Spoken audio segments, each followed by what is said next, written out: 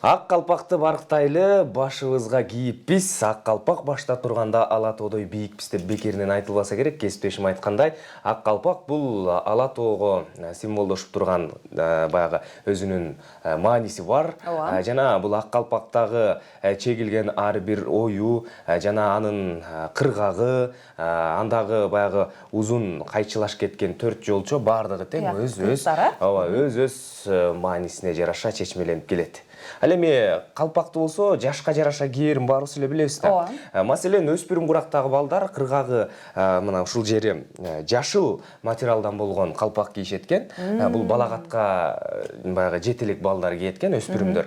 Бул жаңыдан бүчүр байлап, дарак сымал ачып, жаңыдан бүчүр ачып келаткан жаш бала дегенди түшүндүрөт экен. Жашыл. Ооба. Ал эми балагаттан өткөн балдар дал ушул кыргагы кызыл калпак кийишет.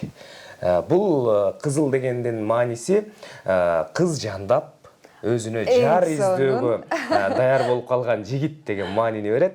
Айылына кызыл кыргактуу калпак кийип келген бала көрсө, жеңелер сөзсүз түрдө анын оңтойун таап, аны менен таанышып, анын ата тегин сурап, анын жөн жайын сурап, анан ошого жараша кайын сиңдиси менен тааныштырганга аябай аракет кылышчу экен. Шашынат экен да. Ал эми үй бүлө курган мырзалар кыргагы кара калпак кийет. Бул баягы очор бачар болуп, акырындап өзү менен өзү көбөйүп, өзүнүн коломтосун өзү жагып келатат дегенге жатат экен. Ал эми аза күтүүдө жакын тууганынан айрылса, жакынынан айрылса, бул кара кийизден жасалган калпакты кийишет экен мырзалар.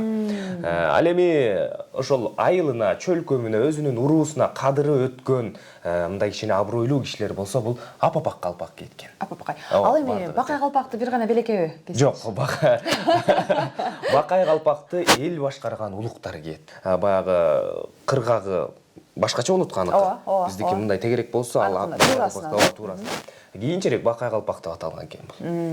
Эң сонун мына урматтуу телекөрүүчүлөр, калпак жөнүндө деги эле жакшы бир маалымат бердик деген ишеничтебиз.